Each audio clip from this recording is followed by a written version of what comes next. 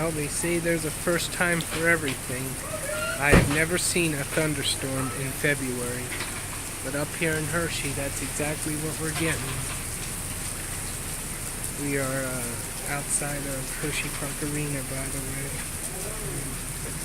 A little while ago, there was some rumbles of thunder, and inside the building, again, we're right under Hershey Park Arena, and I'm not going any further.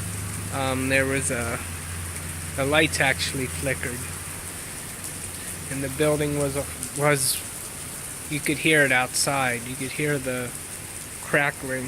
So I just wanted to show the first time in history a thunderstorm in February. Yeah, I couldn't get any drops of rain on, but